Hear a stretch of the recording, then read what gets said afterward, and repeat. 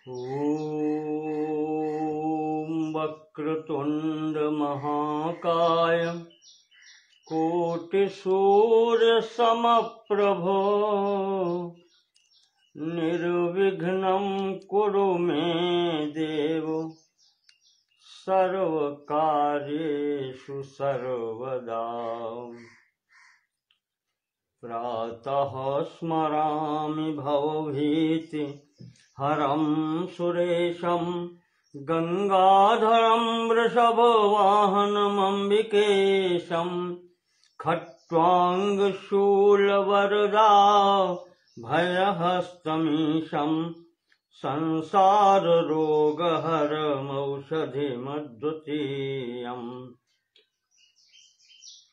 यस्याप्रभावमखिलं नहि वेदधाता नो वा हरिर्न गिरिशो नहि चाप्यनन्तः।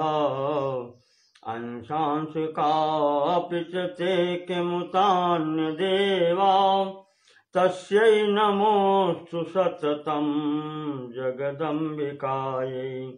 यत्कृपालवमात्रेण मूको भवति पंडितः वेदशास्त्रशरीरां तां वाणी वीणाकरां भजे। ॐ मातृपितृचरणकमलेभ्यो नमः। नारायणं नमस्कृत्य नरं चैव नरोत्तमं देवीं सरस्वतीं व्यासं ततो जयमुदीरयेत् ततो जयमुदीरयेत्।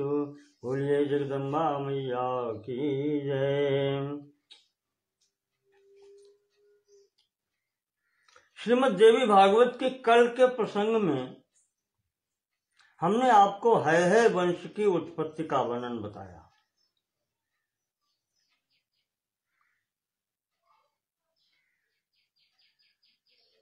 कैसे भगवान सूर्य और संज्ञा से उत्पत्ति हुई है नाम के बालक की, और उसको भगवान ने ययाति के दूसरे पुत्र तुर्वस के हाथ में सौंप दिया। उनके कोई संतान नहीं थी, वो तपस्या संतान के लिए कर रहे थे, तो महाराज ने उनको दे दिया। इसी वंश में आगे चल करके कृतवीर और कृतवीर के पुत्र सहस्रबाहु अर्जुन, जो कार्तवीर अर्जुन कहे जाते हैं, इसी वंश में आगे हुए।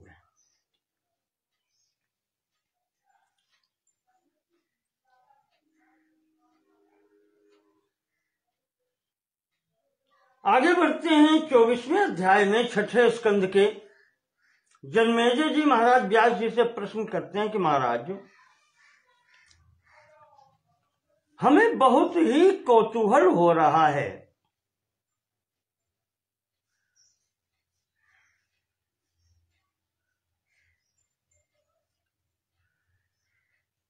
कि भगवान जो कमलापति हैं, लक्ष्मी जी के पति हैं, वो भी स्वतंत्र नहीं है। परतंत्रः कथम जातः स्वतंत्रः पुरुषोत्तमः। ये परतंत्र कैसे हो गए? स्वतंत्र, हम तो स्वतंत्र जानते थे, लेकिन ये भी परतंत्र हैं, तो महाराज ये कैसे?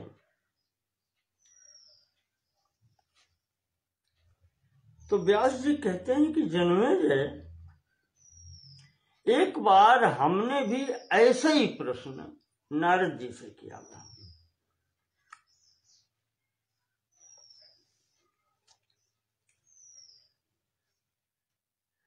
और उसके साथ में ये भी मैंने कहा, नारद जी से निवेदन जब किया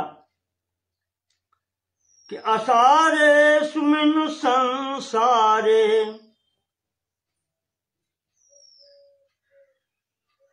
प्राणिनां किं सुखम मुने। जब मुनिवर सब संसार में सृष्टि में सब परतंत्र ही हैं, स्वतंत्र कोई है ही नहीं, तो इसमें फिर सुख कहां? सुख क्या है?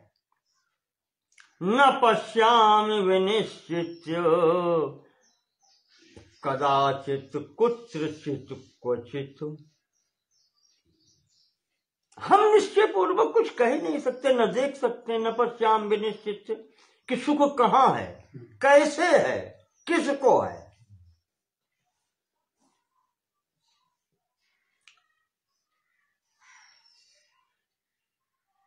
व्यास जी पहले अपनी कथा सुनाते हैं और बाद की बात। क्या प्रश्न हमने यही नारद जी से किया था, तब नारद जी ने क्या उत्तर दिया था और हमने प्रश्न क्यों किया, क्या स्थिति बनी थी, तो अपनी बता रहे पहले। कहते हैं जन्मेजय,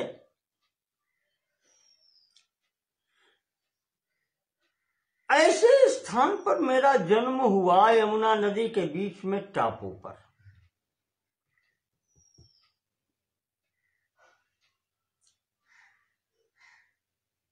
इस परिस्थिति में हुआ कि माता ने मुझे वहीं छोड़ दिया।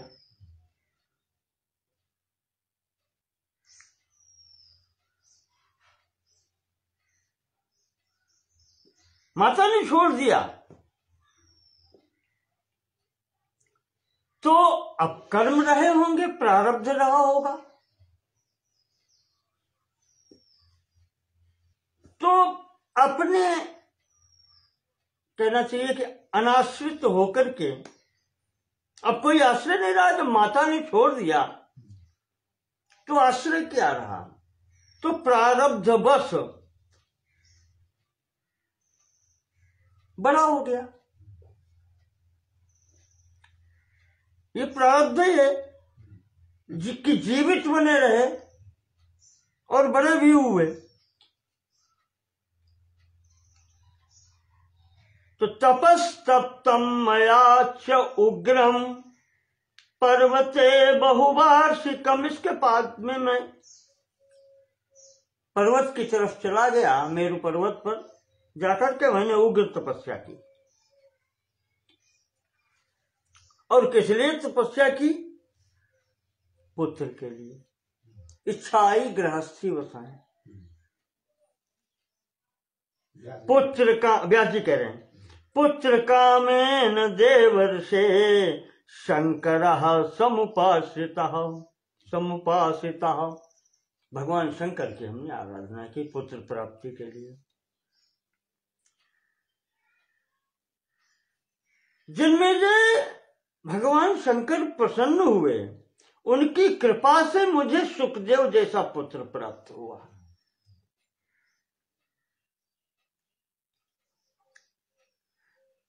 इतना अच्छा पुत्र, और सब होते हुए मैंने उसको पढ़ाया लिखाया, सब कुछ किया। ज्ञानी था, और फिर भी एक दिन ऐसा आया कि वो भी मुझे छोड़ के चला गया।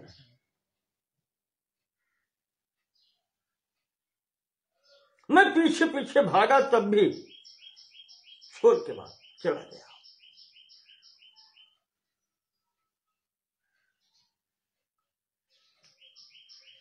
व्यास जी कहते हैं कि जन्मेजय जी, तब नारद जी ने मुझे समझाया था, सांत्वना दी कि शोक न करो। नारद जी के समझाने पर शांति हुई।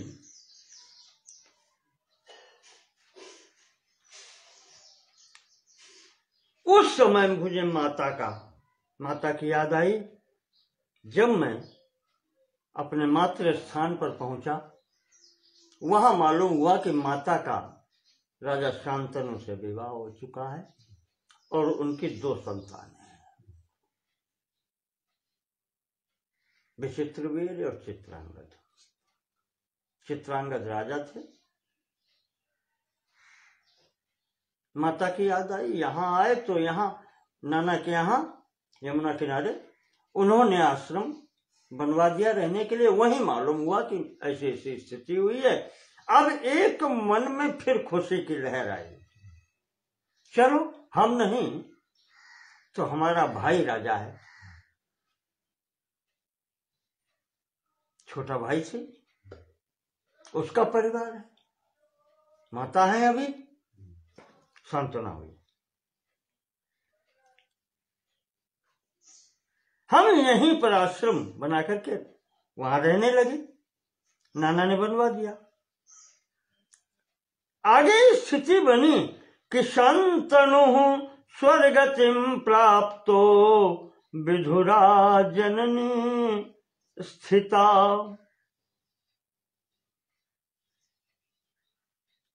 मेरे देखते देखते मेरी माता विधवा हो गई, महाराज शांतनु स्वर्ग सिधार गए।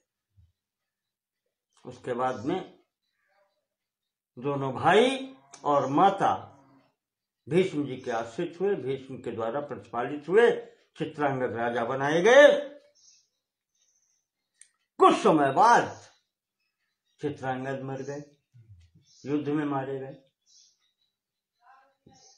फिर अब वो कहते देखो, खुशी और दुख, सुख और दुख बराबर आ जा रहे हैं।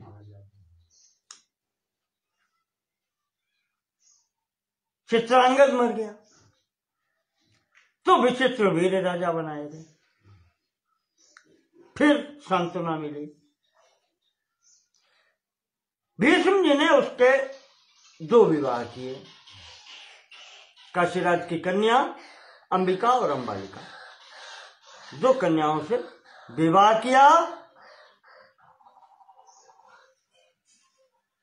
जिनमें से वो स्थिति बनी कि विवाह के 9 साल बाद विचित्रवीर भी स्वर्ग सिधार गए और उनकी कोई संतान भी नहीं। अब चित्त में फिर कष्ट।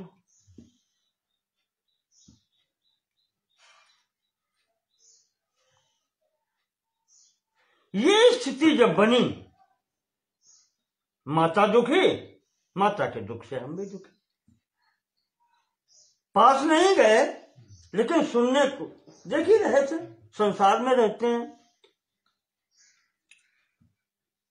फिर माता ने मुझे याद किया, बुलवाया वहां पर। भीष्म जी ने और माता ने मुझसे वो कार्य करवाया जिसकी मैं कल्पना नहीं कर सकता था। व्यास जी कह रहे अपने रानियों से पुत्रों की उत्पत्ति हुई। बड़ी अंबिका से धृतराष्ट्र हुए, छोटी से अंबालिका से पांडु हुए, और दैववश प्रारब्धवश दासी से विदुर हुए। देखें,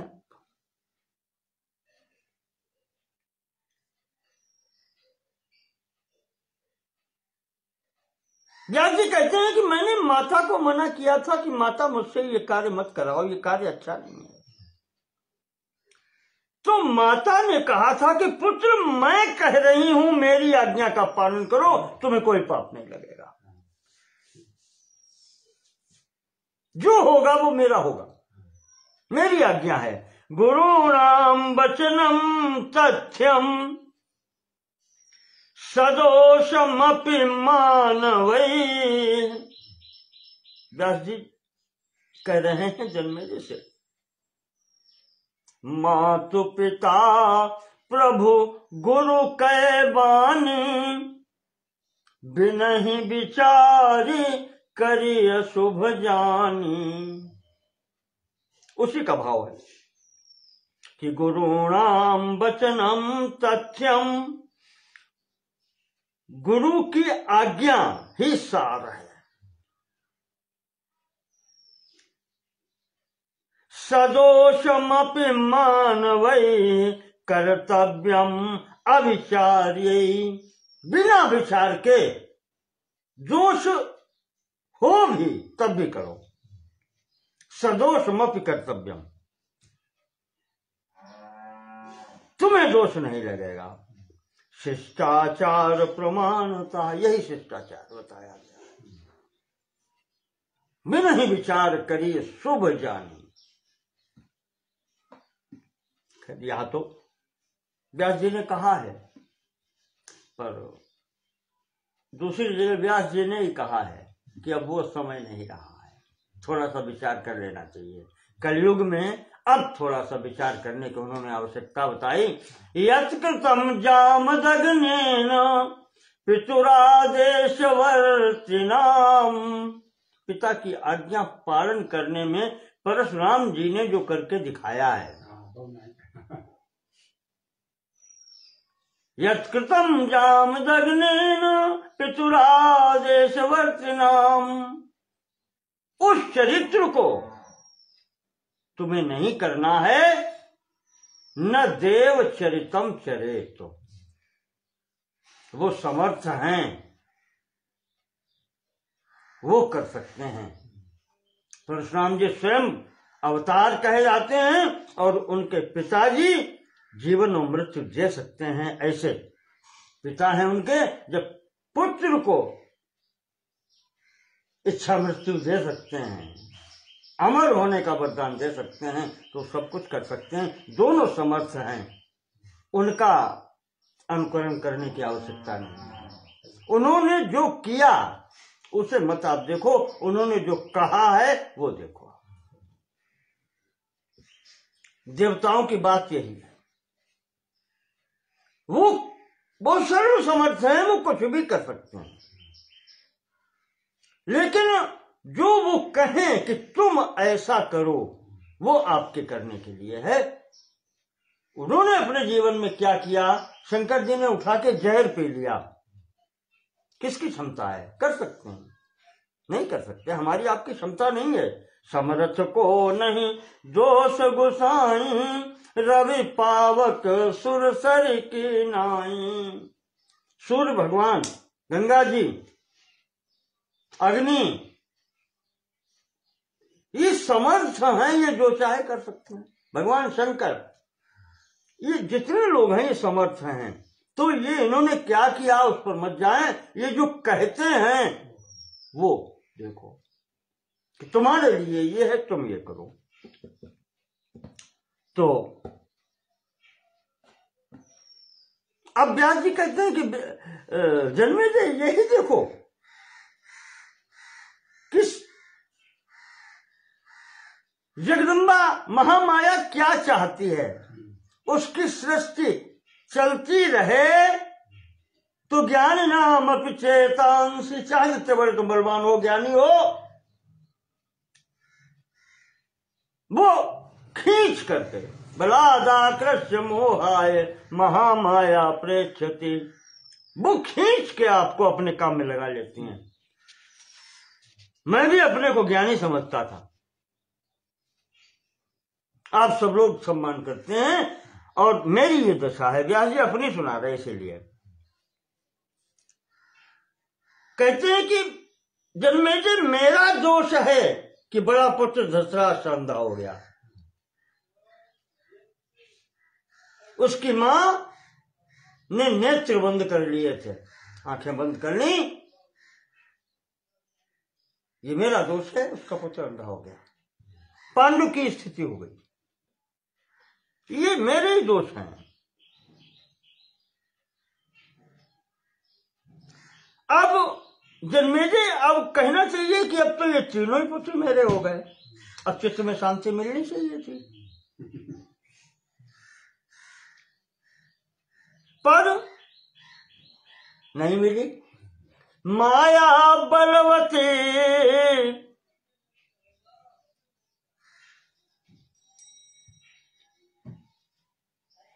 ब्राह्मण दुष्टजा है कृतात्म भी।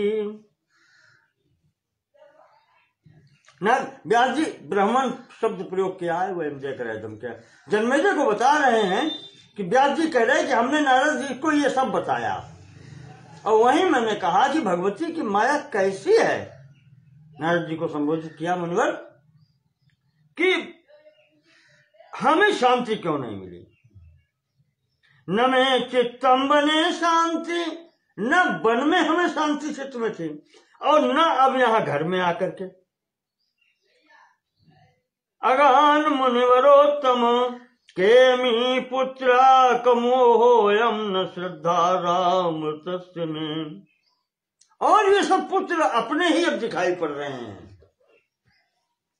तब भी हमें शांति नहीं।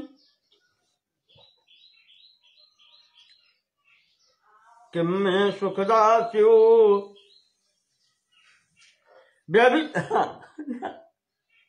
व्यास जी बात कहते हैं तो बहुत खरी कहते हैं। हाँ, व्यास जी ने ये कहा कि नारद जी ये बताओ हमें शांति कैसे मिले। अब अपना भी दोष बताते जाते हैं, जैसे कह दिया कि मेरा दोष है, दशरथ संदेह हो गए, पांडु को बीमारी हो गई, दासी से पुत्र हो गया विदुर, ये मेरा ही दोष है। और कहते हैं नारद जी कि चित्त में शांति हो कैसे पुत्र होने पर भी? चित्त में ये लगा रहता है कि हमने गलत काम किया है, व्यभिचार किया है, व्यभिचार से उत्पन्न है ये पुत्र। वो खटकता है कि मेरे से कुछ या गलत कार्य हुआ है, नहीं करना चाहिए मुझे ऐसा किसी भी परिस्थिति में, पर हो गया।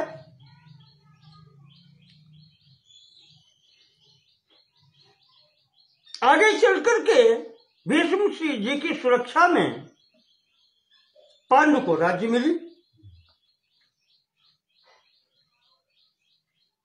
फिर चित्त में थोड़ी प्रसन्नता आई।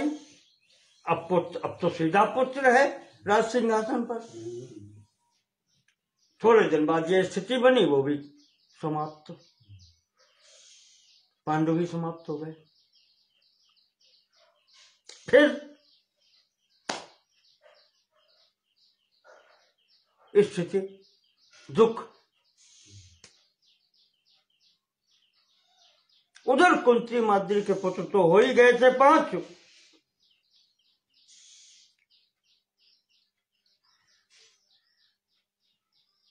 क्या कहें जन्मेजय क्या क्या हुआ। धृतराष्ट्र राजा बनाए गए, उसका परिणाम ये निकला कि उसके पुत्रों में, पांडु के पुत्रों में वैमनस्य हो गया, अनबन हो गई।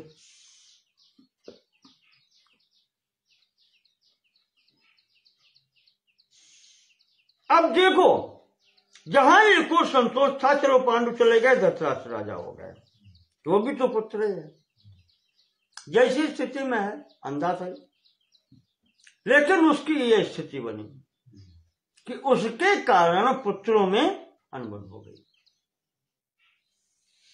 और उस अनबन का नतीजा क्या निकला, परिणाम क्या निकला?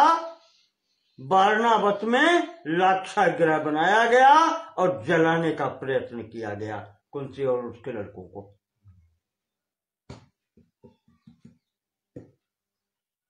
बात बढ़ गई। एक चक्रा नगरी में उनको रहना पड़ा। वहां भीमसेन की एक राक्षस से लड़ाई हुई, उसको भीमसेन ने मारा। इसके बाद में कहते हैं व्यास जी कि मेरी प्रेरणा से, मेरी प्रेरणा तो बाद में हुई, कहते हैं कि उसके पहले ही मैं नहीं चाहता था ये घर पर जब आए, भरी सभा में जुआ हो गया,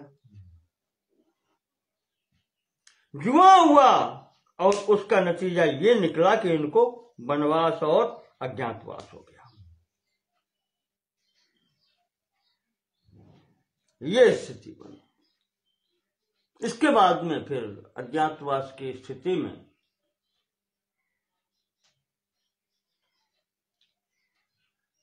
उसके पहले ही घटनाएं हो चुकी थी। अब मुझे क्रम भूल रहा है, जो पहले ही जब एक चक्रा नगरी में रह रहे थे तो उसी समय ये लोग लाक्षागृह से बच के निकले थे, तब छुपे घूम रहे थे। दुर्योधन जान गया कि मर गए सब, लेकिन ये जाकर के इनकी पोल खुली जाकर के एक चक्रा नगरी में रहते हुए व्यास जी ने प्रेरणा की कि कंपल में स्वयंवर हो रहा है द्रौपदी का, तुम वहां जाओ और द्रौपदी से विवाह होगा तुम्हारा। तो कहते व्यास जी कि जन्मेजय हमने इनको भेजा वहां कंपेल में, जाकर के स्वयंवर में इनका विवाह हुआ, वहीं से जानकारी हुई कि जीवित है।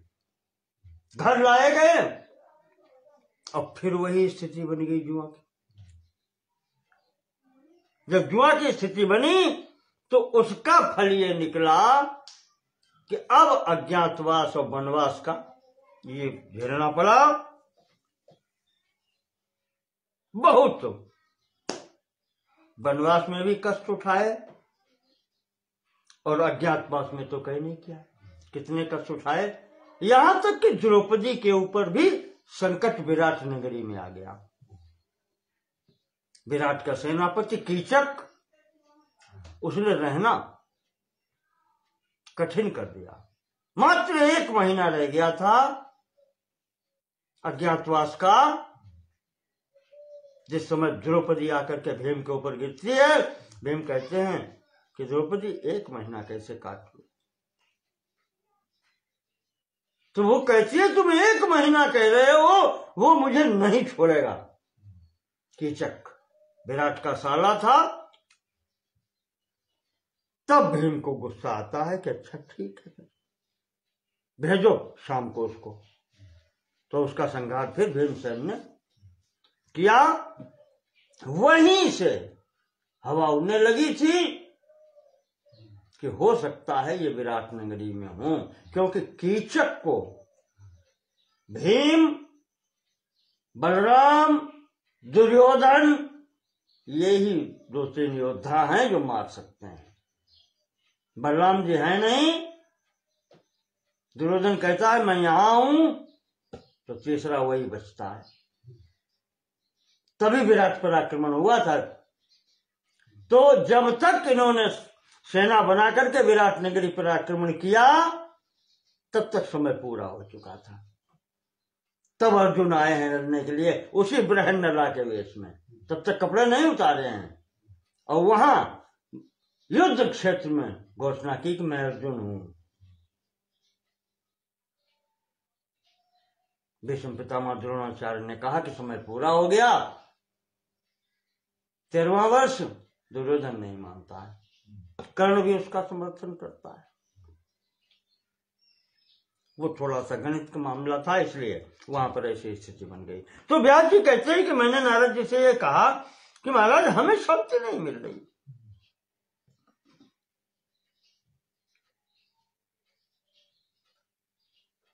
उसके बाद में जब घर आए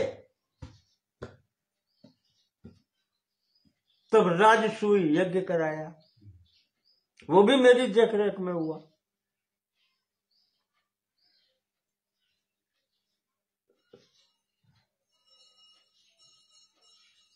और अज्ञातवास के अंत में फिर जब कोई उपाय नहीं रहा तो फिर महाभारत का युद्ध हुआ। देखते हुए मेरे समक्ष ये सब घटनाएं हुई। नारद जी मैं कुछ नहीं कर सका। धृतराष्ट्र, पांडु, विदुर पुत्र के श्रेणी में आते थे। उनके ये पुत्र यानी नाती कहना चाहिए, वो पौत्र मेरे सामने देखते देखते कुरुक्षेत्र में लड़ गए। मैं कुछ नहीं कर सका, तो शांति कैसे चित्त में? नारद जी समझ में नहीं आता। को हम कस्य सुतास्तेमि का माता किम सुखम पुनः। नारद जी हम कौन हैं, किसके पुत्र हैं, कौन किसकी माता है? नारद कौन माता का माता किम सुखम पुनः, फिर सुख की कल्पना क्या? ये न में हृदय मोहाद भ्रमते दिवानिशम। ये सोच सोच के हमारे चित्त में भ्रम होता रहता है, मुझे शांति नहीं मिलती।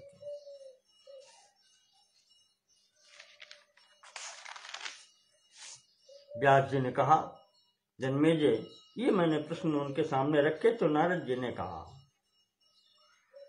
व्यास जी ने सुनाई अपनी बात, अब नारद जी की बात सुनो अपना। जय बहु बार न चावा मोही। व्यास जी ने अपना बता दिया कि हम कैसे नचे। अब नारद जी बता रहे हैं। नारद जी कहते हैं कि संसारे सुमिन बिना मोहम कोपि नास्ति शरीरवान। कहते हैं व्यास जी, इस संसार में ऐसा कोई नहीं है जिसने शरीर पाया हो और उसे मोह न हो। कोई है ही नहीं। तो क्या कहें, दूसरे की बात क्या कहें।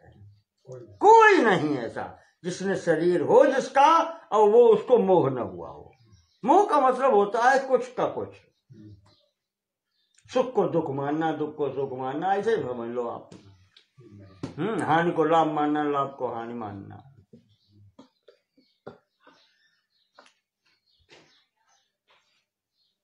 नारद जी कहते हैं व्यास कोई बचा नहीं। ब्रह्मा विष्णु रुद्र या जिसको भी आप चाहें, सनकादिक कह लें, कपिल महाराज कह लें, जिनको भगवान का अवतार कहते हैं, कोई नहीं बचा। शरीर जिसने पाया है,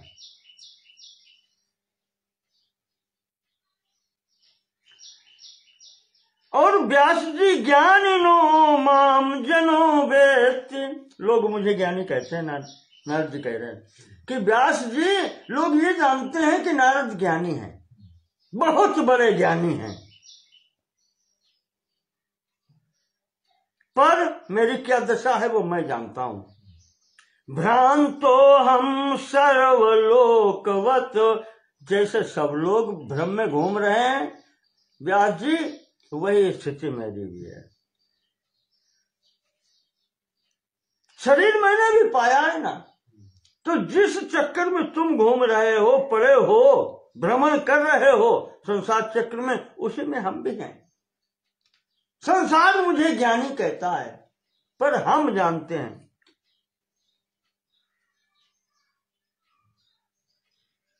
व्यास जी, चलो मैं अपनी कथा तुम्हें सुनाता हूं, सुनो।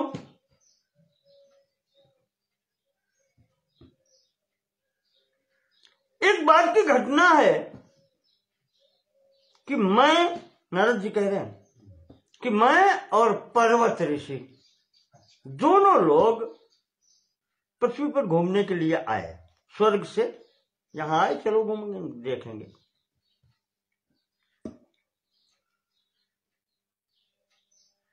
घूमते घामते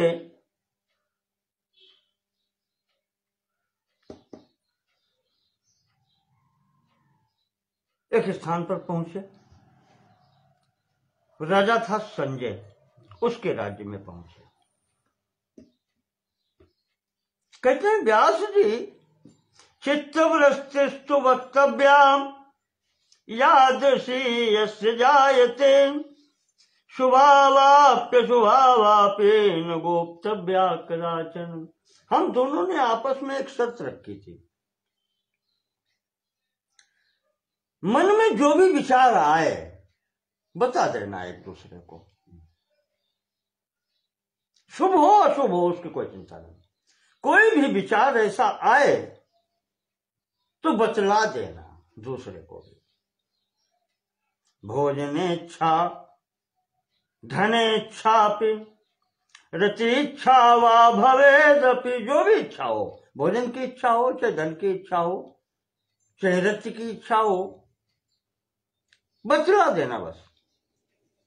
यादृशी यस्य चित्ते तु कथनी या परस्परम।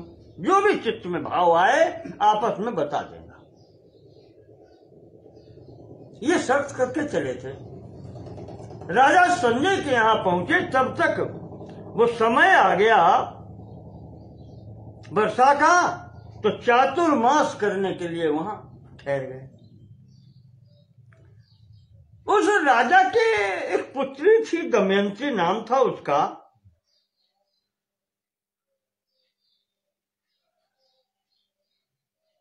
ऋषियों मुनियों पर इतना विश्वास होता था, अधिकतर राजाओं के यहाँ अंदर महल के निवास दिया जाता था, और राजा और पुत्र तो बाहर भी चले जाते थे, तो पुत्रियों को सेवा भाव सौंप दिया जाता था, सेवा का भार। जैसे कुंती जी ने दुर्वासा की सेवा की थी।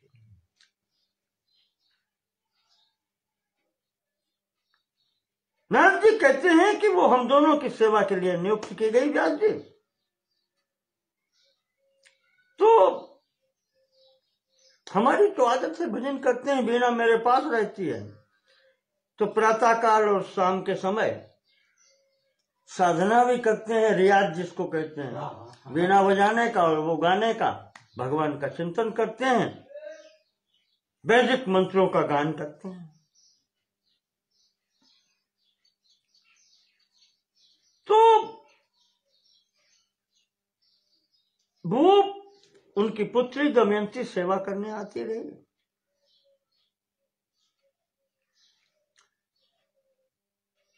प्रतिदिन प्रातः काल से शाम तक वो आती रही, तो मेरे चित्त में विकार हुआ।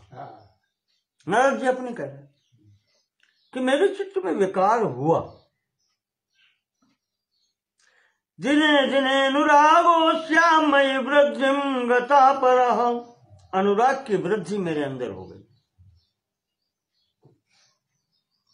महाराज पर्वत ने ताड़ लिया। उन्होंने एकांत में मुझसे पूछा,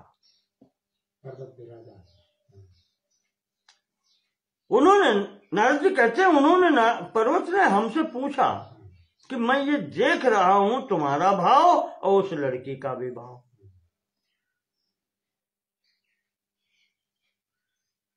लक्षण कुछ और दिखाई पड़ रहे हैं, तो कोई बात तो हो तो बताओ, हमारी तुम्हारी शर्त ये हुई थी।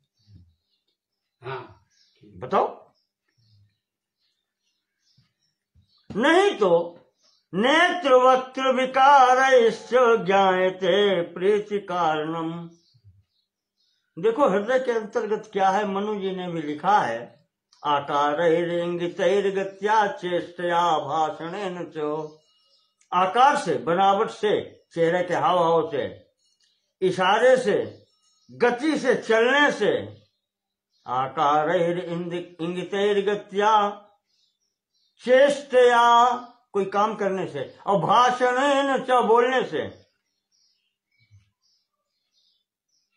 नेत्र वक्त्र विकारैश्च, नेत्रों की स्थिति और वाणी की स्थिति, इन विकारों से हृदय के अंतर्गत क्या है पता चल जाता है सब नारद। और तुम्हारा जो हाव भाव हम देख रहे हैं, उससे आपका हृदय में क्या है मैं जान रहा हूं। जब ये उन्होंने कहा, पर्वत ने, तो अब मुझे लज्जा आई, मैं सिर झुका के खड़ा हो गया। अब उन्होंने कहा, वो पर्वत जी मेरे भांजे थे।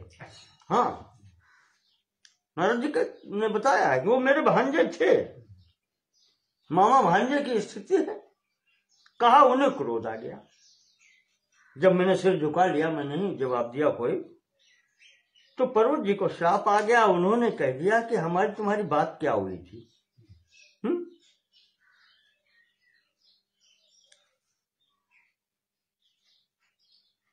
तुमने अपनी प्रतिज्ञा भंग की है। तो भांजे ने मामा को श्राप दे दिया। पर्वत जी ने कहा नारद जी से, जाओ तुम्हारा मुंह बंदर को हो जाए। नारद जी कहते हैं कि मेरा मुंह बंदर को हो गया। कुछ क्रोध मुझे भी आ गया कि ये भांजा है, इसने ऐसा कर दिया। तो मैंने भी कह दिया कि बेटा तुम अकेले वापस नहीं जा सकोगे, जब तक हम ठीक नहीं होंगे। हम दोनों साथ आए थे, दोनों ही साथ चलेंगे, तब तक तुम भी यहीं घूमो। तो मेरा श्राप उसे हो गया, उसका श्राप मुझे हो गया, दोनों।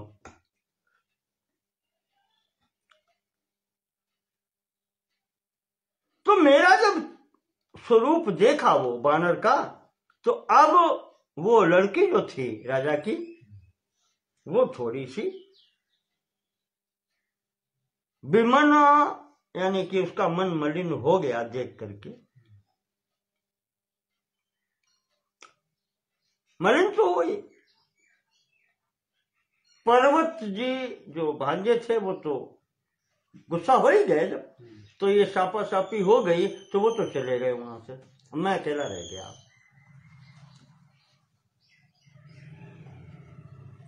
इधर राजा ने भी वो स्थितियां देखी सब, तो उसने अपनी पुत्री से पूछा कि तुम क्या चाहती हो। ये भी सामने स्थिति आ गई कि उसका मुंह बंदर का हो गया ना उसका। पुत्री आकर्षित थी, तो माता ने जब पूछा पिताजी की प्रेरणा से, तो वो कहती है कि माता जी अब जो भी हुआ हो, नारद जी हैं, संसार में प्रसिद्धि है, मुंह बानर का हो गया तो क्या हुआ, मेरा संकल्प है मैं विवाह करूंगी इन्हीं से। मया वृतोथ मेधावी नारदो महतीयुता, मैंने वरण कर लिया है इनको, मैं विवाह इन्हीं से करूंगी। माता ने समझाया, अपने स्वरूप को देखो, और ये मुनि है तो इनके पास है भी क्या, न घर है न धन है, और स्वरूप था वो भी अब कुरूप हो गए।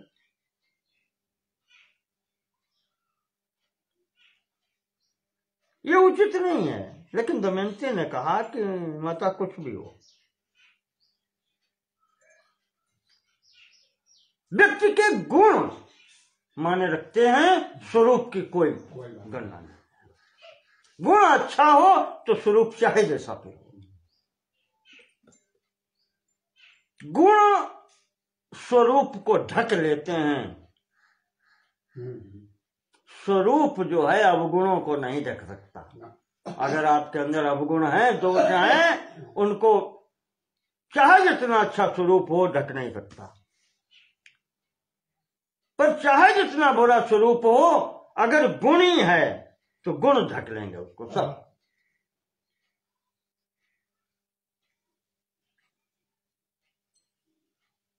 लड़की कहती है कि मूर्ख रूप वाला आदमी, रूपवान आदमी जो मूर्ख है, उसके साथ रहने के अपेक्षा ये गुणवान व्यक्ति जो है, इसके साथ रहना अच्छा है, भले वो कुरूप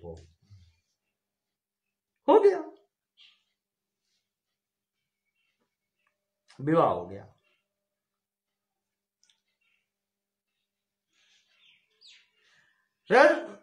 नारद जी कहते हैं, व्यास जी विवाह तो हो गया, सब कुछ हो गया, पर मन में दुख रहा। एक तो भांजा साथ में आया था, वो नाराज होकर चला गया, दूसरे वो श्राप भी दे गया, और मैंने भी उसे श्राप दे दिया।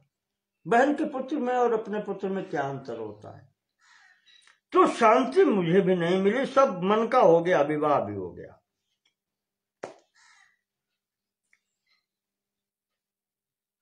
ये मेरी स्थिति हुई व्यास। अब विचार करो। अब नारद जी कहते हैं कि व्यास जी, संसारे सुमिन महाभाग, हे महाभाग व्यास जी, इस संसार में माया गुण कृते नृत्य, ये झूठा संसार है। माया से निर्मित है, तीनों गुणों से निर्मित है। माया के जो गुण हैं तीनों, उनसे निर्मित है, और ये झूठ है, अनृत्य।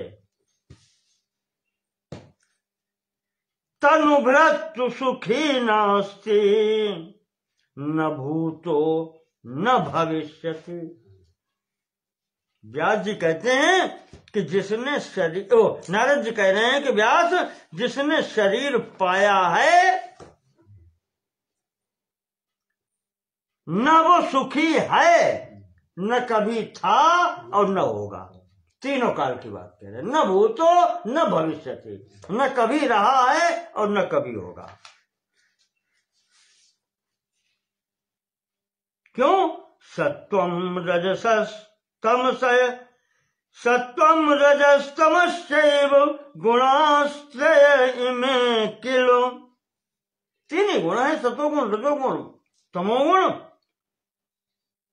कारणम प्राणिनाम देह संभवे सर्वथा मुने। किसी का भी शरीर बना हो ब्रह्मा जी से लेकर के तिनके तक का, चींटी तक का, सब शरीर इन्हीं तीनों गुणों से बने हैं।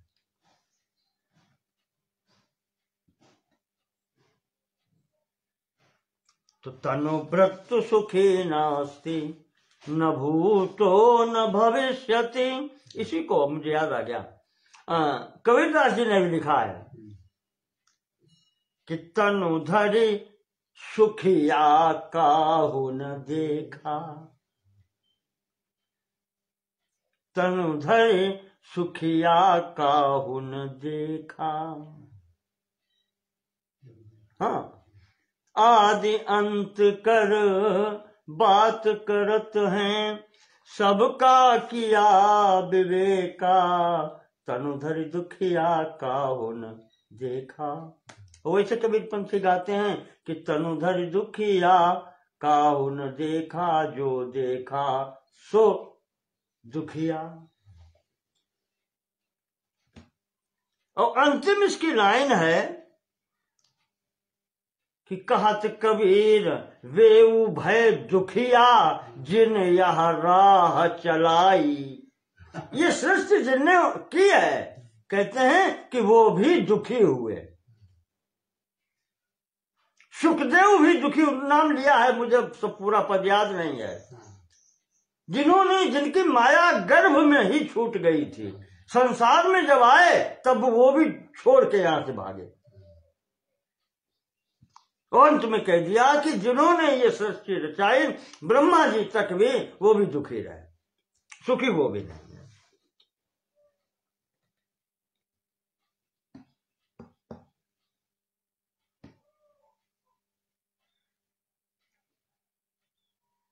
ऐसे एक अंग्रेज ने लिखा है कहीं, उसने भी ये कहा है कि हम कभी सुखी हो नहीं सकते, हम हमेशा तैयारी में लगे रहते हैं कि आने वाले समय में आगे हमें सुख मिले, उसके लिए हम दुख उठाते रहते हैं।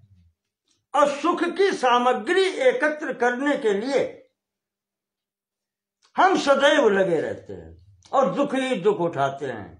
कहते हैं कि हम सुखी हो ही नहीं सकते।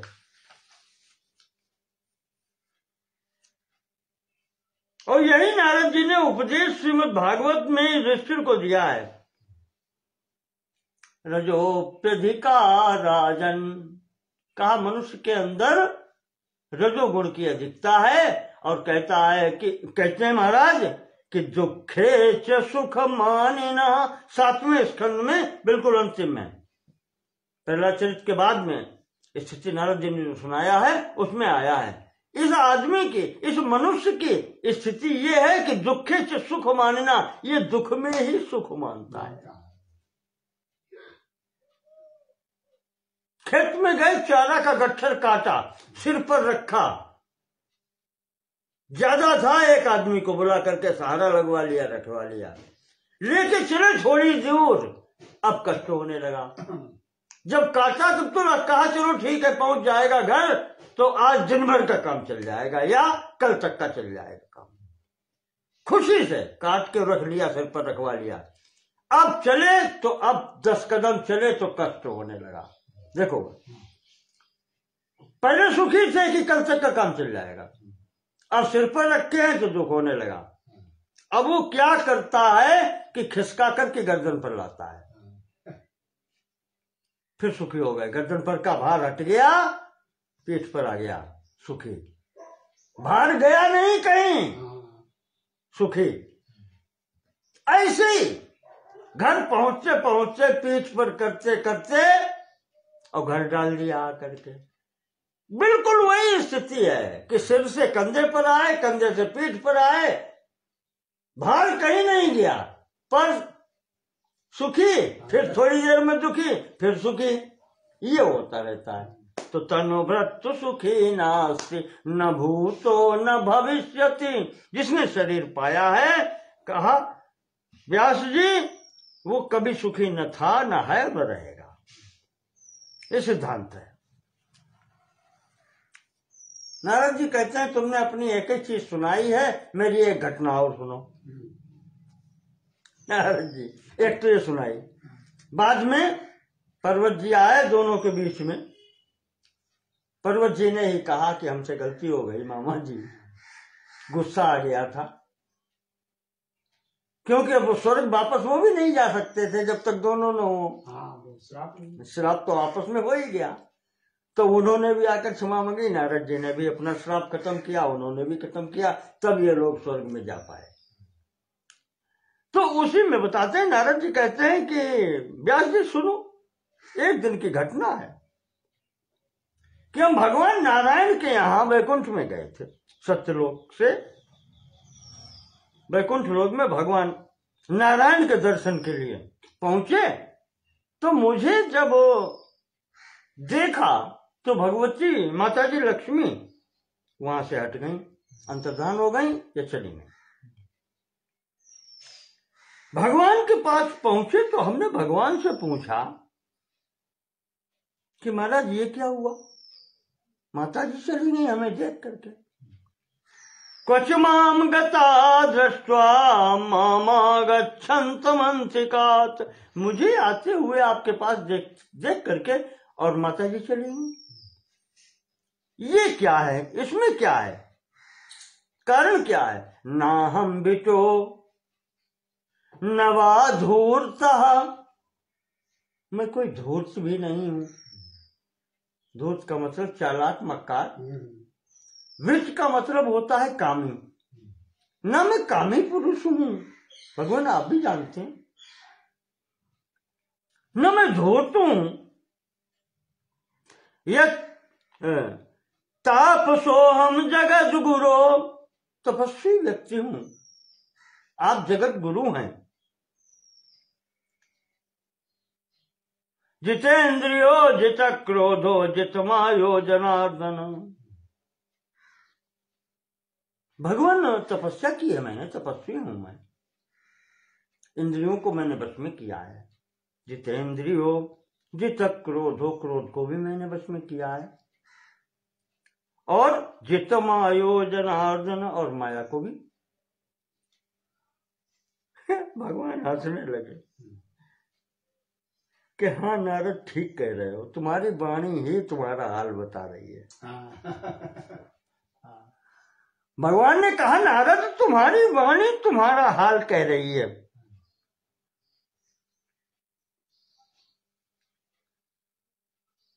देवैश्य मुनि शार्दूल यत्त्वयोक्तं वचो दुना, तुमने सब बातें ठीक कही, लेकिन अंतिम शब्द जानते हो तुमने क्या बोला इसमें? तुमने कहा है तापसोहम, चलो ठीक है तुम तपस्वी हो।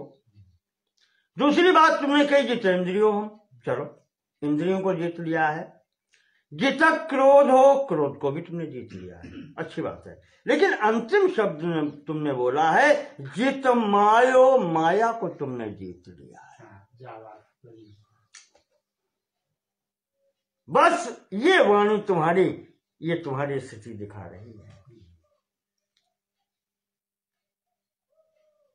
आज तक संसार में ये कोई नहीं कह पाया है कि मैंने माया को जीत लिया है। नारद तुम्हारी वाणी से निकला है, कोई नहीं कह सकता कि मैंने माया को जीत लिया है।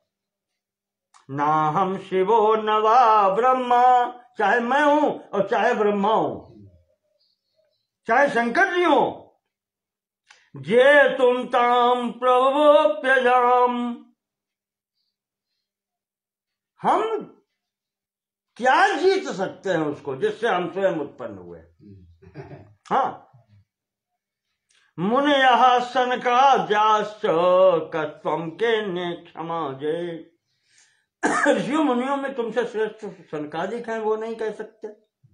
तुम्हारी तो गिनती क्या और अन्य लोगों की क्या गिनती है। अब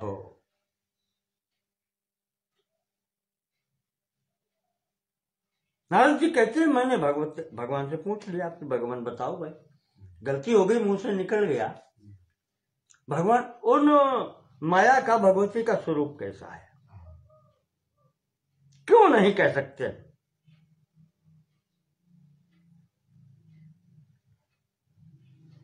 और बिल्कुल वैसी बात हुई जैसे मार्कंडेय जी ने कहा था कि प्रलय दिखाओ। नारद जी ने कहा महाराज हो सके तो दर्शन कराए तो दिखाओ माया क्या है क्या। तो भगवान कहते हैं कि त्रिगुणा साखिला धारा, माया त्रिगुणात्मिका है, 3 गुणों से युक्त है, सत्वगुण, रजोगुण, तमोगुण, और संपूर्ण सृष्टि का आधार वही है। सर्वज्ञा सर्वसम्मता, सर्वज्ञ वही है कि क्या होगा अगले क्षण वही जानती है, और कोई जानता नहीं क्या होगा। अजेयानेक रूपा च सर्वम व्याप्य स्थिता जगत, संपूर्ण सृष्टि में वही व्याप्त हो रही है, तो उसे जीत कौन सकता है। तुम्हारे अंदर वही, मेरे अंदर वही, वो न हो तो कोई स्थिति ही नहीं है, तो उसे कौन जीत सकता है। अच्छा ठीक है ना, आओ चलते हैं, चलो बैठेंगे नहीं, यहां पर घूमते हैं थोड़ा। भगवान ने नारद का हाथ पकड़ा, आओ चलते हैं।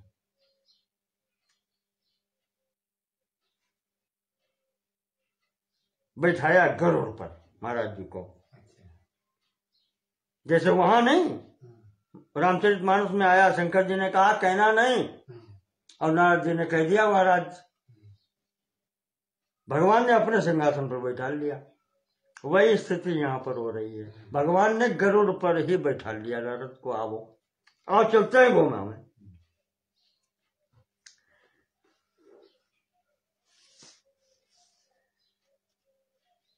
नारद जी कहते हैं कि व्यास जी गरुड़ की पीठ पर बैठा करके भगवान हमको लेकर चल दिए। चलते चलते बातें होती रही वहां पर।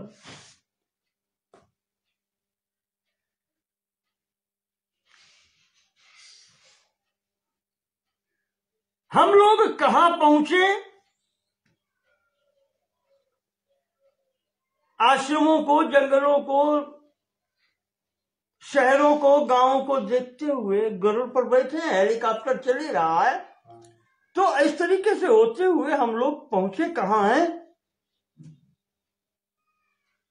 गतौ आवाम कान्य कुब्ज समीपम गरुड़ासनौ, कन्नौज नगर के समीप पहुंचे। यहीं की घटना नारद जी बता रहे, देवी भागवत में 28वें अध्याय में ये घटना बताई है। महाराज ने नाम लिया है, नारद जी ने, कान्यकुब्ज नगर के पास में हेलीकॉप्टर उतरा।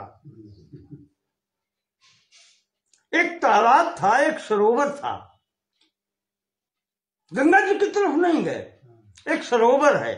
अब ये ढूंढा जाए कहाँ है, ये अपने ही क्षेत्र में है, कहीं होना चाहिए जगह तो। भगवान का गरुड़ वहां उतरा, हम लोग उतर के नीचे खड़े हुए। तत्र रम्य सरो दिव्यम दृष्टम पंकज मंडितम, एक दिव्य सरोवर था, तालाब था, जिसमें कमल इत्यादि के फूल खिले हुए थे, तरह तरह के पक्षी आज सब थे वहां पर। बहुत सुंदर जल था उसमें। भगवान बोले कि नारद सुंदर जल है, चलो थोड़ा विश्राम करें, यहाँ पर बैठो, हाथ पैर धोए। और कहा देखो नारद, कितना सुंदर सरोवर है, कितना सुंदर जल है इसमें। मेरी इच्छा है कि चलो यहीं स्नान कर लिया जाए, दूर से चल के हम लोग आए हैं। अत्र स्नात्वा गमिष्यामः कान्यकुब्जम पुरोत्तमम, स्नान वगैरह करके, यहां से शुद्ध होकर के, थकान मिटा करके फिर कान्यकुब्ज नगरी में चलते हैं, कन्नौज घूमेंगे आज। ठीक है।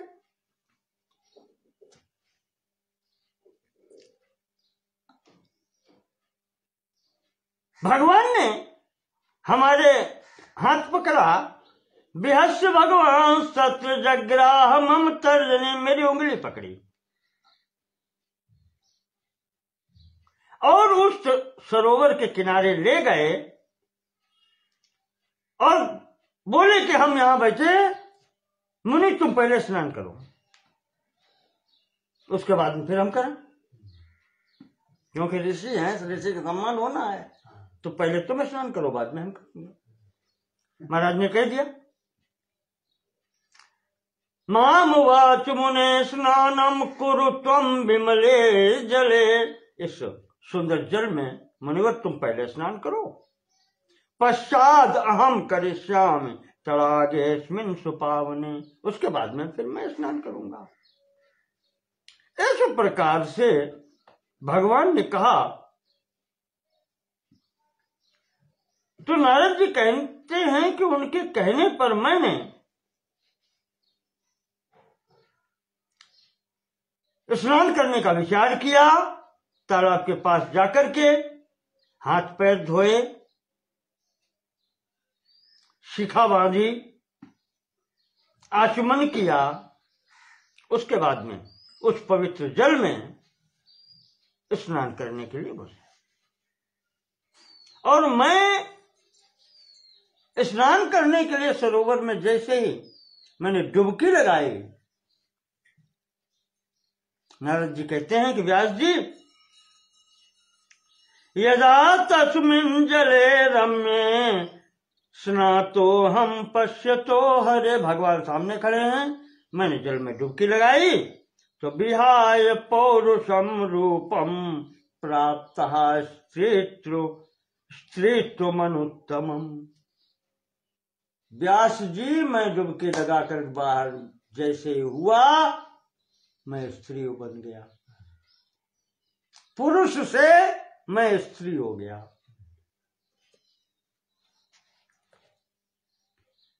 कैसे हो गया?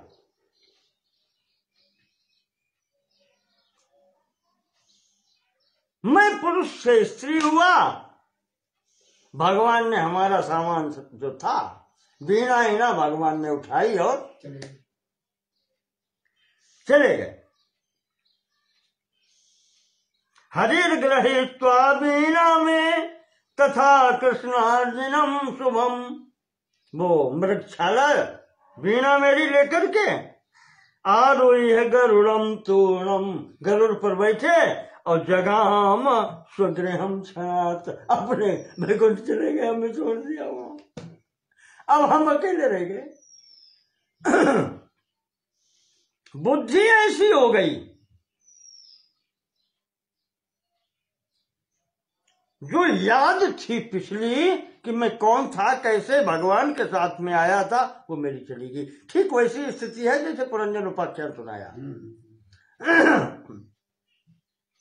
नारद जी कहते हैं कि मेरी पहले वाली याददाश्त स्मृति समाप्त हो गई, मैं स्त्री हो गया, मुझे यही नहीं पता मैं कौन हूं, मैं कहां से आया।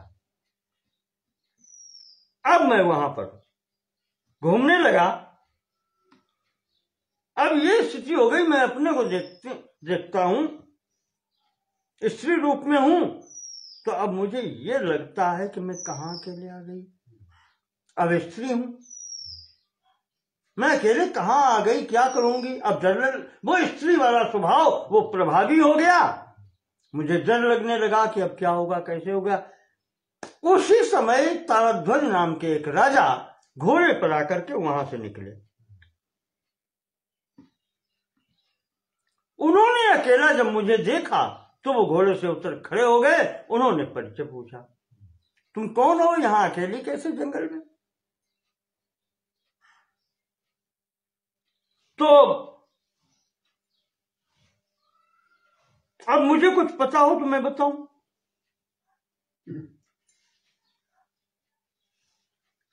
मुझे कुछ याद ही नहीं मैं कौन हूं, क्या हूं, मैं उस स्थिति में ही नहीं, मैं उन्हें कोई उत्तर नहीं दे पाई। तब उसने कहा, तारध्वज ने, फिर मुझसे विवाह करोगे, क्या करें। मैंने हाँ कर दिया, विवाह हो गया।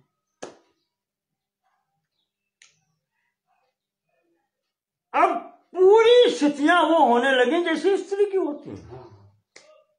पूर्व का भूल ही गए जब, तो अब तो स्त्री हो गए। वहां जाकर के मेरे पुत्र हुए।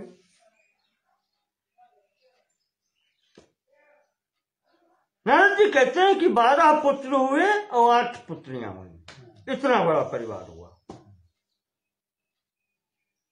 पुत्रों के विवाह हुए, पुत्रियों के विवाह हुए, बहुएं आई, दामाद आए, घर भर गया।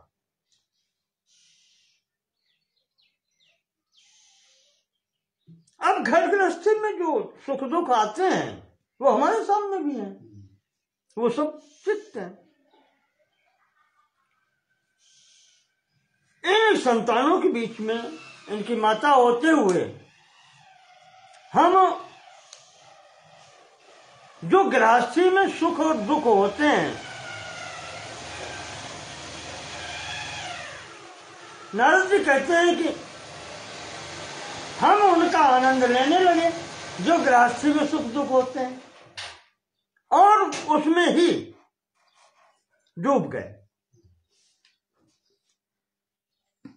इतनी बड़ी गृहस्थी, 12 पुत्र, उनकी बहुएं, उनके पौत्र और संतानें, इधर 8 पुत्रियां उनके। तो इस गृहस्थी में डूब गए। ये चलता रहा। कुछ दिनों के बाद में एक समय ऐसा आया, मेरे पति तो राजा थे ही तारध्वज, उनके शत्रु ने उन पर आक्रमण कर दिया। शत्रु ने आक्रमण कर दिया। व्यास जी, नारद जी बता रहे हैं कि व्यास जी, उस युद्ध में मेरे सभी पुत्र मारे गए।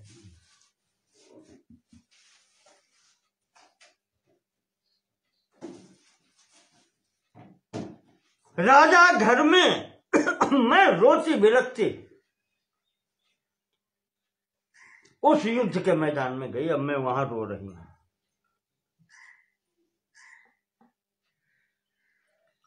मूर्छित हो जाती हूं बार बार। पुत्र मरे हैं सामने ना। राजा तारध्वज घर में है, मैं रोती बिलखती वहां मैदान में पहुंचती हूं। पीछे पीछे राजा है। इसी समय एक वृद्ध ब्राह्मण आता है और वो ब्राह्मण मुझे समझाता है। वो कहता है कि रोने से कार्य नहीं चले, संसार है। जिसने शरीर पाया है, शरीर छूटना है। वो किसी प्रकार से हो, हर आदमी को अपने किए हुए का शुभ अशुभ कर्मों का फल भोग करना पड़ता है। प्रत्येक व्यक्ति का प्रारब्ध अलग होता है।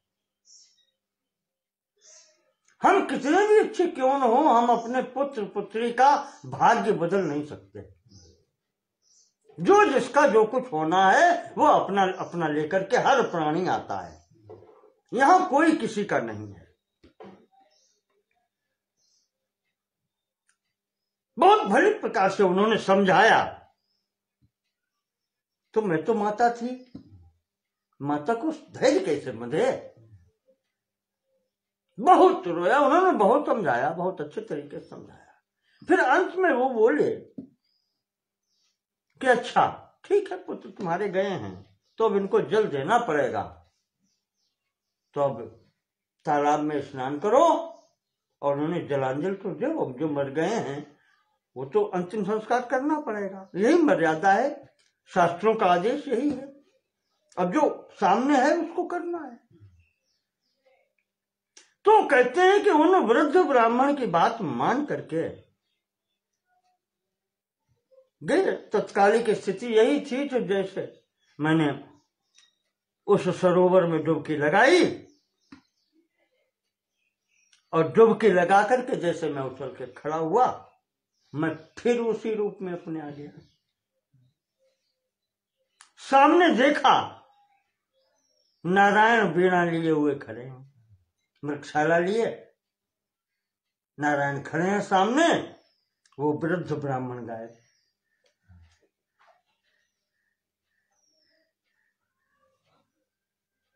मज्जना देव तीर्थेषु पुमान् जाता क्षणादपि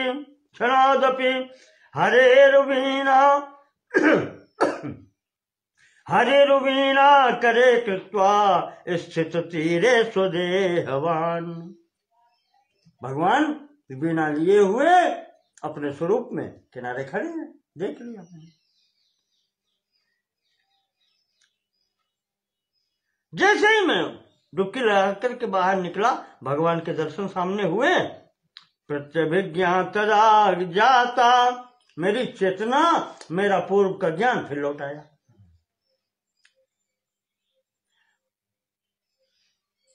अब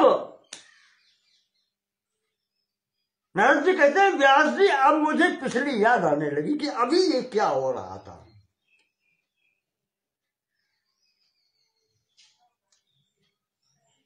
ये समझ में नहीं आया कि अभी हम तालाब में, सरोवर में स्नान करने उतरे और डुबकी लगा करके बीच में क्या हुआ, और फिर जब निकले तो फिर उसी स्थिति में। ये बीच में क्या हो गया, वो स्त्री बनने का वो सब चीज अब याद आ रही है। नारद जी कहते हैं कि ये सब क्या हुआ, कैसे हुआ। तो जब मैं निकल के खड़ा हुआ, भगवान ने मृगचर्म दिया, हमने पहना, वीणा हाथ में हुई। अब देखा कि वो राजा तालध्वज खड़ा रो रहा है। उसके पुत्र भी गए और पत्नी भी चली गई।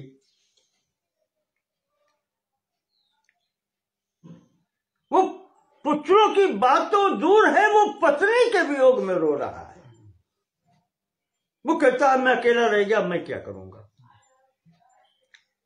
तो भगवान ने उसे समझा करके शांत किया। नारद जी कहते हैं मैंने भी समझाया। गृहे गच्छ नृपश्रेष्ठ वृथा ते रुदितेन किम। राजन अब तुम घर जाओ, इस रोने से कोई लाभ नहीं होगा। संयोगश्च वियोगश्च दैवाधीन सदा नृणाम। यहाँ संसार में किसी से मिलना, किसी से बिछुड़ना, ये प्रारब्ध के अधीन होता है। जो जितने दिन का साथ मिला था वो उतने दिन साथ रहा, चला गया। उपदेश दिया, कहा महाराज तालध्वज को उपदेश देते हैं। दुर्लभो मानुषो देहा प्राणी नाम क्षण भंगुरा। देखो ये शरीर मिलना बहुत दुर्लभ है, और वो भी फिर ये क्षण भंगुर है। कब तक रहेगा, कब तक नहीं रहेगा, कोई पता नहीं इसका। तो इसको प्राप्त करके फिर ऐसे कर्म करो जिससे अपना कल्याण हो।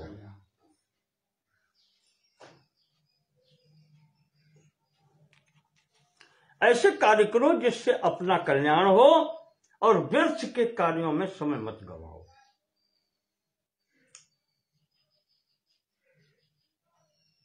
जिह्वोपस्थ रसो राजन पशु योनिषु वर्तते। महाराज जी सीधे कहते हैं, इस संपूर्ण शरीर में दो ही इंद्रियां बहुत बलवान है, जिह्वा और उपस्थ। जिह्वा का मतलब जीभ, रस लेना चाहती है।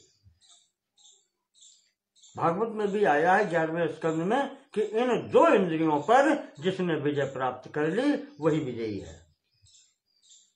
जिह्वोपस्थ जयो धृति वहां आया है, यहां वही उपदेश दे रहे हैं। उपस्थ कहते हैं जननेन्द्रिय। ये दो ही इंद्रियां हैं कि इन पर जिसने विजय प्राप्त कर ली वो फिर संसार में विजय पा गया। जिह्वोपस्थ रसो राजन पशु योनिषु वर्तते। कहते हैं कि राजन ये दो ही इंद्रियां ऐसी हैं, और फिर इनका सबका स्वाद आप पशु योनि में भी ले चुके हैं, तो अब क्यों रो रहे। पत्नी की क्या आवश्यकता है। ऐसा तो है नहीं कि कभी मिला नहीं, इस जन्म में नहीं जाने कितने जन्मों में मिला है सुख। स्त्री सुख आप ले चुके हैं। ज्ञानम मानुषे देहे वैनान्यासु चयो कुयोनिषु। राजन, ये वो शरीर है कि ज्ञान प्राप्ति इसी शरीर से होती है।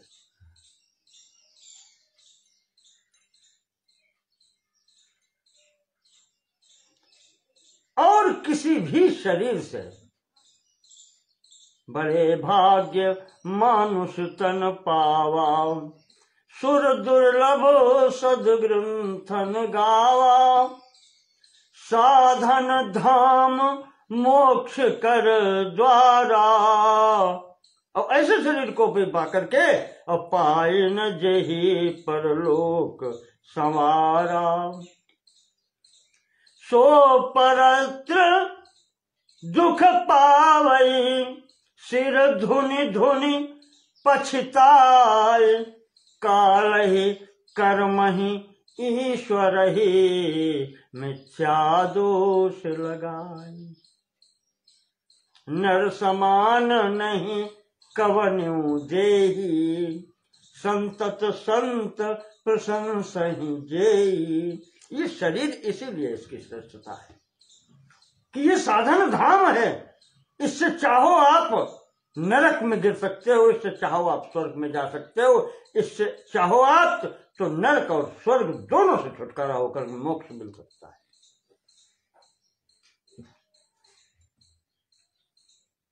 तो ये उपदेश वहां पर देते हैं राजा को। उपदेश सुनकर के उसको शांति हुई और वो राजा उस सरोवर में स्नान करके अपने घर चला गया। नारद जी कहते हैं अब वहां से भगवान ने कहा चलो चलते हैं। तो मैंने नारायण से कहा कि भगवान आपने खूब ठगा हमको, खूब हंसी की, आपने तो मुझे ठग ही लिया। जो मैं सोच नहीं सकता था आपने हमसे वो काम करा लिया। हमने ये थोड़ी सोचा था कि आप भी हमारे साथ ऐसी हंसी करेंगे। ये घटना कन्नौज की है, कन्नौज के आसपास की। नारद जी कहते हैं कि मैंने भगवान से कहा कि खूब हंसी की तुमने मेरी, ऐसे काम कराए जिसको मैं सोच भी नहीं सकता था, स्वप्न में भी नहीं सोच सकता था। अरे भगवान और क्या कहूं, उस शरीर में जब मैं था तो मैं सब कुछ भूल गया कि मैं हूं कौन। मेरी बुद्धि ही बदल गई बिल्कुल, मैं स्त्री ही हो गया। अब मुझे उसी स्थिति याद आ रही है कि मेरी क्या स्थिति हुई। उस स्थिति में मैं सब भूल गया। तो भगवान कहते हैं नारद अब समझ में आया, यही माया है। हाँ, माया तुमने कहीं दिखाओ, तुमने कहा था कि माया दिखाओ, देखी यही माया है।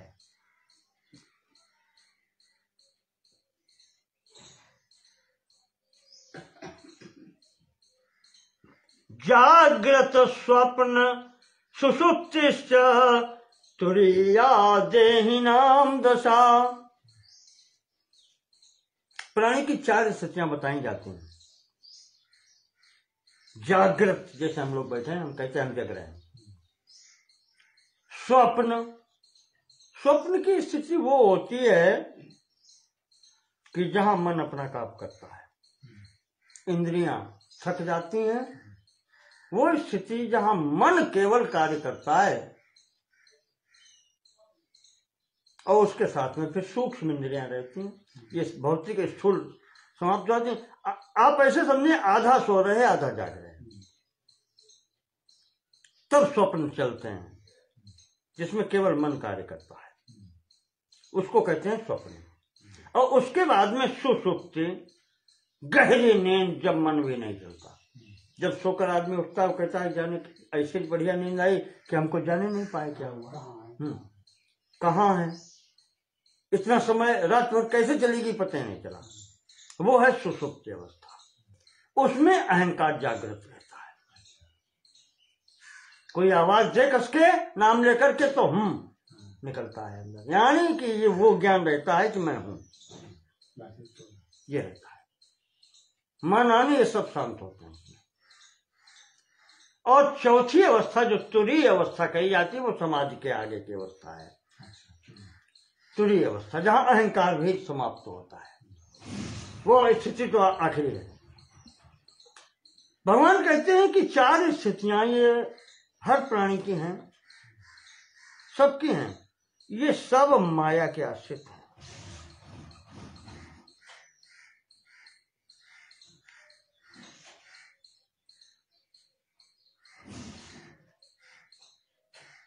जब स्वप्न इत्यादि देखते हैं, आपने देखा होगा, देखो सबके अनुभव की बात बता रहे हैं। गजो माम हंतुम आयाति, हम सपने में देख रहे हैं कि हाथी एक मारने के लिए मुझे चला आ रहा है, या कभी कभी देखा कोई आदमी झगड़ा कर रहा है, वो मुझे मारने के लिए आता है और मैं उससे डर के भागना चाहता हूं लेकिन भाग नहीं पाता। ये स्वप्न में होता है, सबका अनुभव है, सबने देखा है। गजो माम हंतुम आयाति न सकतो उसमें पलायन, मैं भाग नहीं सकता, वो मुझे मारने आ रहा है। किम करोमि न मे स्थानम, मैं भाग के जाऊं कहां, क्या करूं, मैं भाग नहीं पा रहा हूं, कहां भाग के छिपे। ये स्थिति में घबरा जाता है व्यक्ति। और प्रबुद्धा खलु जानाति, और उस घबराहट में जब वो जग जाता है, प्रबुद्ध हो जाता है, तो स्वप्ने दृष्टम सुखा सुखम, तब वो फिर विचार करता है, अरे अभी क्या देख रहे थे, वो सुख दुख। जैसे ही वो जगता है, प्रबुद्ध, प्रबुद्ध शब्द दोनों अर्थों में आता है। प्रबुद्ध जागने के अर्थ में भी है और प्रबुद्ध बोध प्राप्त करना, ज्ञान प्राप्त करने के सिद्ध। जाने तवै जीव जग जागा, जब सब विषय विलास विरागा, मोह निशा सब सोवन हारा। तो मोह निशा से, वो स्वप्न से जो जागता है, तब उसका ये सुख और दुख सब छूट जाता है। स्वप्न में देखा हुआ सुख दुख जब जागता है व्यक्ति, उसे ज्ञान होता है, सब समाप्त हो जाता है। स्मृत्वा सर्वम जनेभ्यस्तु विस्तरात् प्रवदत्यपि, और जब उसे याद आती है तो वो दूसरे लोगों को भी बताता है, अरे भैया ऐसा देखा था, ऐसा हो रहा था। तो नारद, भगवान नारायण कह रहे हैं, नारद ये यहां की स्थिति बिल्कुल ठीक ऐसे ही है जैसे स्वप्न में वो व्यक्ति ये थोड़ी जानता है कि ये सब झूठा है, वहां तो सब लगता है कि ये सत्य है। हाथी मुझे मारने आ रहा, मैं भाग रहा हूं। हाँ, झूठा हो सत्य जाहि बिनु जाने, ज्ञान नहीं है तो झूठ हो सत्य, जो वो झूठ स्थिति है, न कहीं जाना न कहीं हाथी, और वो सत्य लगता है। स्वप्न में सब कुछ वास्तविक लगता है, उसमें वो ये नहीं जानता कि ये सब कुछ भ्रम है। वो तो जागने के बाद में पता चलता है कि भ्रम है। तो नारद ठीक वही स्थिति है, चाहे हम हो, चाहे ब्रह्मा हो, चाहे भगवान शंकर हो, चाहे तुम हो, चाहे कोई हो, जब तक ये शरीर है तब तक ऐसे ही लगता है कि जो सामने है वही सही है। ये भ्रम हम लोगों ने पाल रखा है उस स्वप्न के तरीके से। नारद यही लगता है कि जो कुछ सामने है वो सब सत्य है।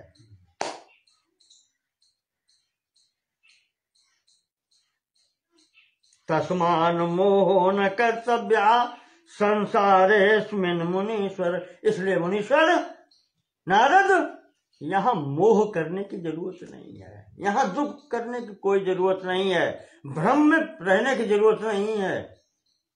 तुम तो जागे हुए हो ना, ज्ञान प्राप्त हो, प्रबुद्ध हो, तब तो तुम्हें ज्ञान होना चाहिए कि क्या है।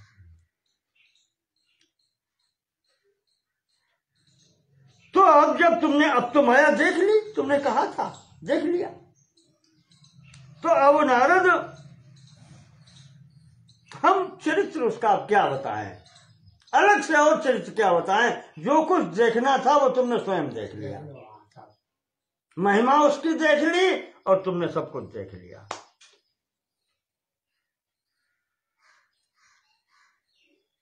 व्यास जी कहते हैं नारद जी ने हमें बताया कि मेरी ये दुर्गति भगवान ने कहां से टटोली करके करवा दी, कहा माया का प्रभाव ये है। व्यास जी जन्मेजय से कह रहे हैं कि राजन, नारद जी ने हमें बताया था कि व्यास जी हमें ये सब हो जाने के बाद में भी मुझे शांति नहीं मिली। देखो अभी भी भगवान ने समझाया, माया के दर्शन करा दिए और सब कुछ करने के बाद में नारद जी कहते हैं हमें शांति नहीं है।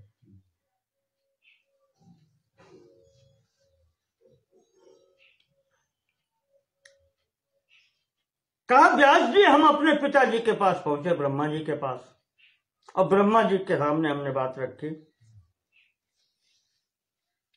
कि पिताजी ऐसी ऐसी घटना हुई,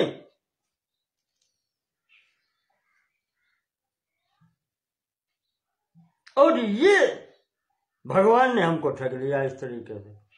वो हमको लेकर के गए, उन्होंने ये तमाशा मेरे साथ में हाथ से टिटोली करी, ये कहा नारद जी ने ब्रह्मा जी से। और फिर ब्रह्मा जी से पूछा कि पिताजी आप कभी चक्कर में पड़े? देखो पिताजी से पूछे, जिन्होंने दुनिया चलाई, जिन्होंने बनाई ये सृष्टि की। नारद जी उनसे पूछते हैं कि भगवान विष्णु तो ये कहे तो कोई बचे ही नहीं है, चाहे ब्रह्मा हो, चाहे विष्णु हो, चाहे शंकर हो, चाहे कोई हो संसार में, जिसने शरीर पाया वो सब इसी में है।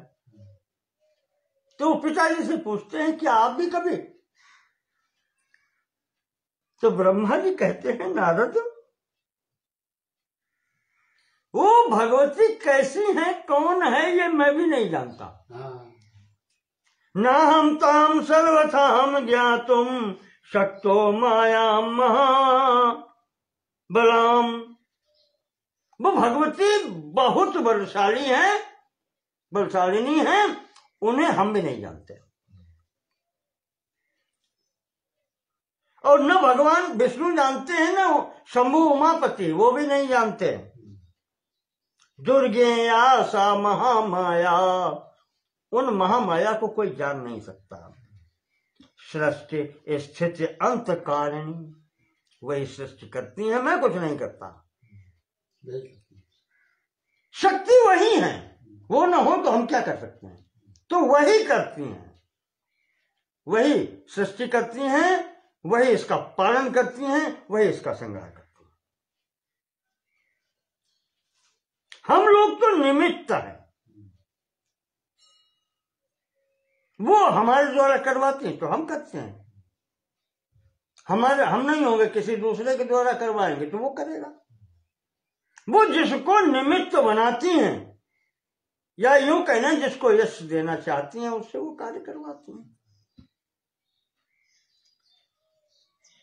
तो नारद, तुम्हें इसमें शोक करने की आवश्यकता नहीं है कि विष्णु ने मेरे साथ ऐसा किया। उन्होंने ठीक किया, जो तुम्हें समझाना चाहिए थे वो समझाया। यही तरीका है। व्यक्ति उपदेश से जब नहीं समझता है, तब उसके ऊपर जब बीतती है तब वो अच्छे तरीके से समझता है। तो वही उपदेश उन्होंने क्रियात्मक रूप में तुम्हें किया है कि समझो महामाया क्या है। तो नारद जी कहते हैं कि इस प्रकार से मेरे पिताजी ने उत्तर दिया, तब कुछ चित्त में शांति आई। तो व्यास जी अब तुम भी धैर्य रखो, जो हुआ सो हुआ। जो महाभारत युद्ध हो चुका है, कौरवों का नाश हो चुका है, और मुख्य बात वही है व्यास कि अवश्यमेव भोक्तव्यम कृतम कर्म शुभाशुभम। कितनी बार आ चुका श्लोक, बराबर आ रहा वही।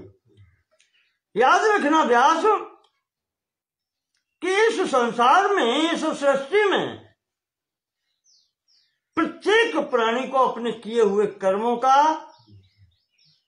शुभ और अशुभ जो फल प्राप्त होता है वो भोगना ही पड़ता है। निश्चयम हृदय कृत्वा विचरस्व यथा सुखम। ये निश्चय कर लो अपने चित्त में व्यास, और सुखपूर्वक विचरण करो, किसी की चिंता मत करो। ये होता रहता है, ये संसार ऐसे ही चलता है। बस यहां सुख पाने की केवल एक ही लाइन है, कोई ऐसी चीज नहीं है जो मेरे सामने नहीं आई हो। संसार ऐसे ही चलता है और चलता रहा है, ये सोच करके सुखी हो जाओ। नदी की धारा हम रोक नहीं सकते, तो जैसी बहती है बहने दो, अपने किनारे बैठो, क्या करना है। उसको रोकने की जरूरत नहीं है। रोकने का प्रयास करोगे या तो तुम बह जाओगे या डूब जाओगे, संकट तुम्हारे ऊपर आ जाएगा। तो चुपचाप बैठ के देखो। व्यास जी कहते हैं कि राजन जन्मेजय, इस प्रकार से जब नारद जी ने उपदेश दिया तो मैं अपना चुपचाप लौट के कोई नदी के किनारे आश्रम पर आ गया, वहां रहने लगा।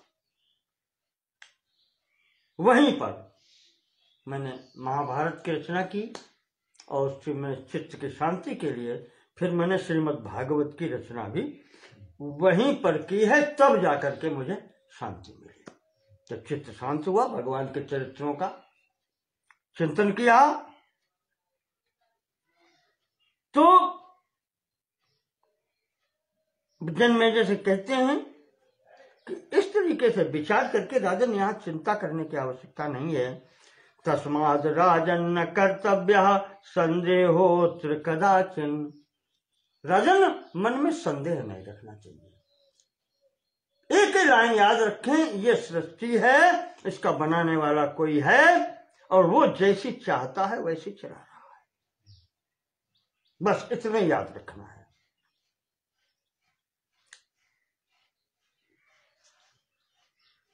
जेहि माया पराधीन चेष्टते तद्वशानुगाम। जो जेही है, जो जीव है, वो इसी माया के वश में होकर के ये अलग अलग शरीर प्राप्त करता रहता है और वो जैसे चलाती है तो वैसे चलता रहता है। इस प्रकार से कहते हैं मायेश्वरीं भगवतीं सच्चिदानंद रूपिणीं ध्यायेत् तथा आराधयेच्च प्रणमेच्च जपेदपि। इस प्रकार से यही चिंतन करते हुए वो माया की जो ईश्वरी हैं, भगवती जगदम्बा जगत जननी हैं, वही सच्चिदानंद स्वरूप भी हैं, उनका सदैव ध्यान करना चाहिए, उन्हीं की आराधना करना चाहिए, उन्हीं को प्रणाम करना चाहिए, उन्हीं की शरण में रहना चाहिए। वहीं जब संतुष्ट होती हैं, उन्हीं की कृपा जब प्राप्त होती है तो चित्त का अज्ञान नष्ट होता है। वो चाहेंगी तभी नष्ट होगा। और याद रखना, उसमें भी माता माता होती है, वो संतान का अहित कभी नहीं चाहती। अपराध सहस्रे, वो कहते बच्चा हजारों अपराध करता है, को परम सहते लोके केवलम मातरम बिना। इस सृष्टि में ऐसा कौन है माता को छोड़ करके जो पुत्र के अपराधों को सहन करे। माता ही वो है कि हजारों अपराध हमारे सहन करती है और हमारे कल्याण के लिए ही सोचती है, तो हम उनकी गोद में क्यों ना रहें। राजन जन्मेजय, सर्व भाव से माता की गोद में बैठो, उन्हीं का ध्यान करो, उन्हीं का चिंतन करो, उन्हीं का पूजा करो, उन्हीं की आराधना करो, उससे ही कल्याण होगा। और इस प्रकार से सूत जी कहते हैं कि ये कथानक जो प्रेम पूर्वक श्रद्धा पूर्वक सुनता है उसे भक्ति प्राप्त होती है भगवती के प्रति, उसे ज्ञान प्राप्त होता है। और संसार में ऐसा कौन सी वस्तु है जो प्राप्त नहीं हो सकती भगवती की शरण में जाने से। इसलिए उनका ही चिंतन करना चाहिए सर्वतोभाव से। प्रसंग आज हम 6ठ स्कंद के अंतिम अध्याय 31वें अध्याय में 6ठे स्कंद की पूर्ति यहीं पर करते हैं। सोचा था आगे भी जाएंगे पर समय हो गया, इसलिए आज का यहीं पर स्थगित करते हैं। आगे 7वें स्कंद की कथा हम आपके सामने कल रखेंगे और उसमें आगे अब सूर्यवंश आदि की कथाएं आएंगी और राजाओं की कथाएं आएंगी। भगवती के भक्त कौन कौन हुए हैं उनके विषय में फिर आगे बतलाएंगे। बोलिए जगदम्बा महामाया जगत जननी की जय, दुर्गा मैया की जय। नमो नमः। सभी लोगों को धन्यवाद।